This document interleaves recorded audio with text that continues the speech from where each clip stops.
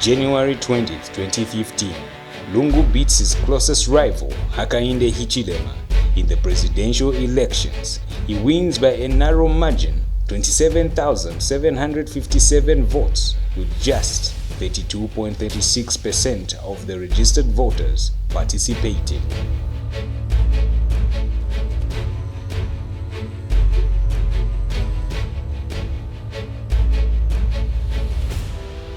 But that wasn't Lungu's biggest battle, for the real battle was being president of his own party. In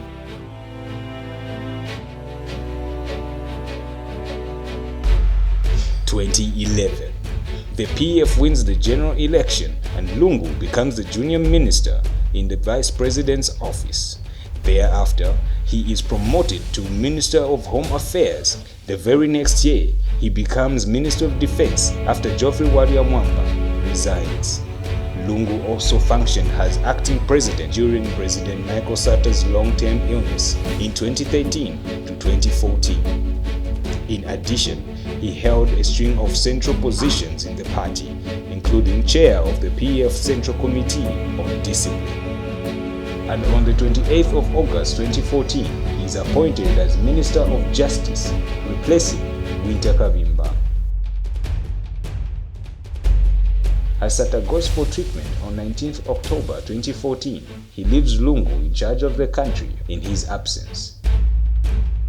On October 28th, 2014, President Michael Chilufya Satta dies, becoming the second president to die in power. The death of Satta puts the PF in a state of confusion, splitting the party in two camps, creating the Scott camp and the Lungu camp. Vice President Dr. Guy Scott takes over as acting president, yet Lungu was still viewed as the main contender to succeed Satta in a presidential by-election. A war between Edgar Lungu's camp and the acting president, Dr. Guy Scott, begins. I am asking the acting president of this republic, Dr. Guy Scott, to relieve one Edgar Lungu of his portfolios as Minister of Justice and Minister of Defense. I'll tell you why. If anything, and God forbid, were to happen to the sitting acting president, the next person in line is Edgar Lungu, the Minister of Defense. And as it is right now, he does not possess the mental disposition to be the one in charge of peace and security. Because you just need to refer back to the happenings at their conference. A total of over 1,000 officers were mobilized to keep guard at their convention. On the 3rd of November 2014, acting president Dr. Guy Scott dismisses Lungu as Secretary General of the PF, replacing him with Davis Mwila, Chipili Member of Parliament. But Scott reinstates Lungu the very next day. In 2015, Lungu's camp was denied access to State House as they tried to attend a meeting led by acting president. We have been very loyal to this party, including Guy Scott. We have been very loyal. He's not providing leadership. That's not leadership we are looking for.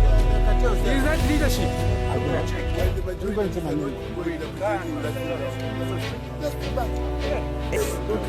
See, we are already trying to bring divisions where they should not be. I mean, for the sake of this party, for the sake of Michael Satta, we need to be serious about these things.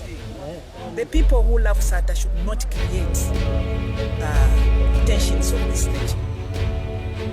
This is the camp that fought so hard to make sure that Zambians elected the most humble leader as claimed by the PF members.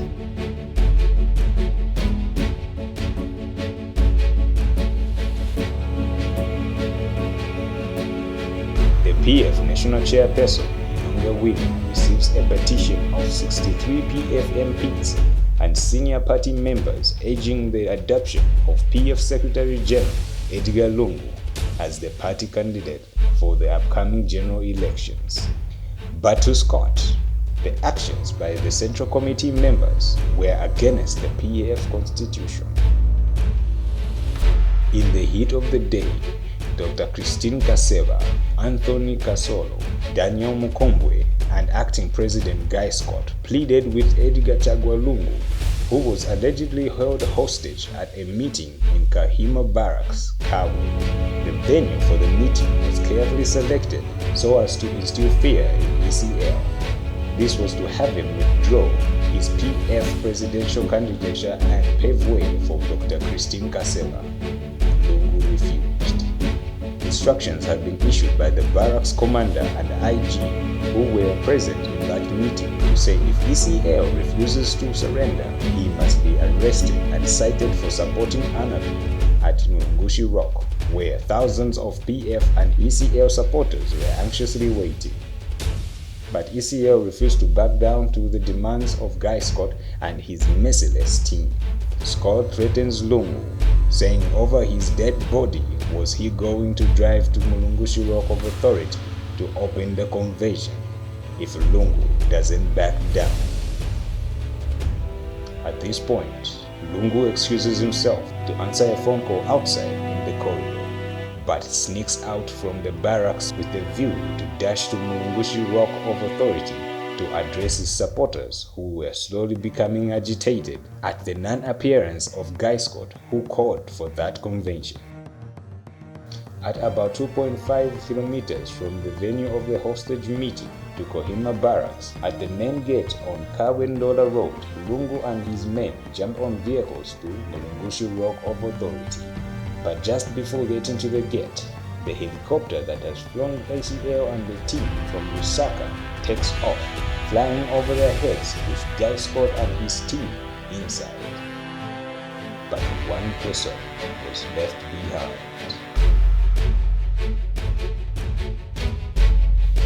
After ECL snuck out of that meeting, a heated argument between Guy Scott and Mama Inonge Wina ignited as she asked Scott why he so wanted to kill the party of his friend Michael C. Sata with his undemocratic and reasonable tendencies and his hate for Edgar Lungu, who happened to be the majority PF member choice for party president.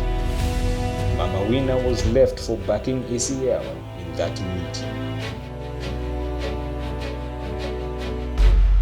ECL arrives at Mulungushi Rock of Authority to a thunderous welcome of excited PF delegates. They cheer him on as he sits on the stage.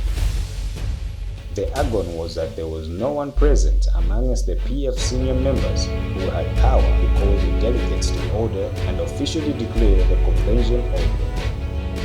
According to the PF party constitution, the PF convention can only be called to order by a PF president or acting PF president or party national chairperson.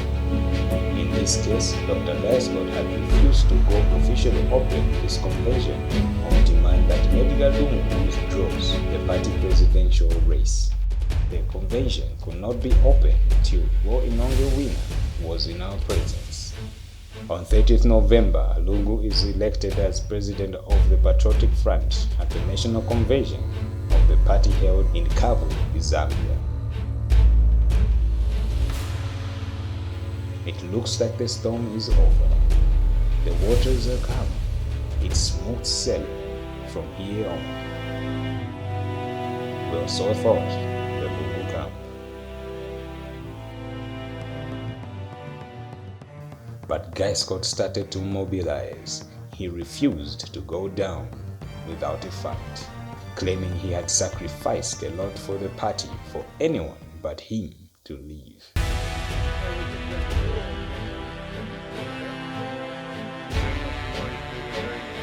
So he calls for another convention to be held the very next day. The news of the new convention reaches KBF. To stop this convention, KDF needs an injunction in which he works all night to prepare. He knocks on the door of the judge at 4 o'clock in the morning. By 5, he has him sign the papers. At exactly 10 minutes before 6, the injunction was delivered at President Lungu's house. The president then said the injunction had to reach Mulungushi to stop the convention. The injunction was no good, for one cannot serve an injunction on the president. Dr. Scott was amazed to learn that President Lungu's team was crawling into judges' offices at 04 a.m. to stop the legitimate convention.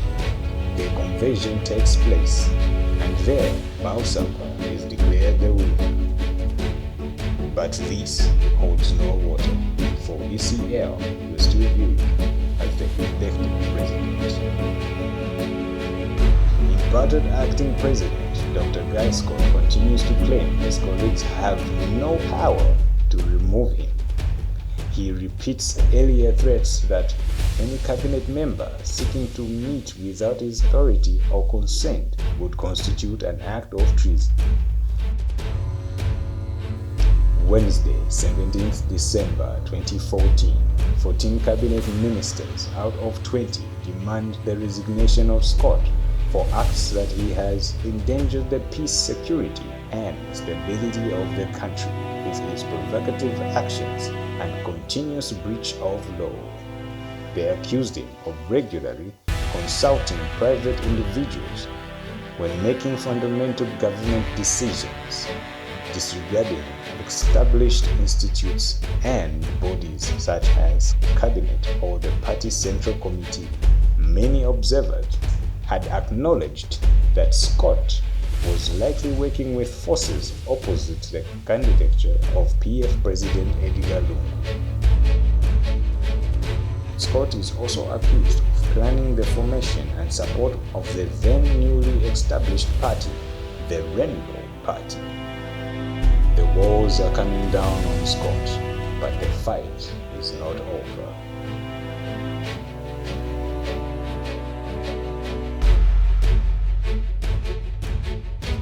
The Attorney General and Secretary of Cabinet transfers power from Acting President Edgar Lungu to Vice President Guy Scott.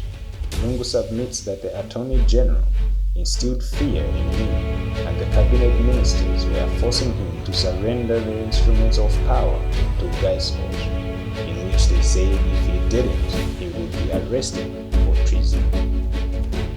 But Lungu never did.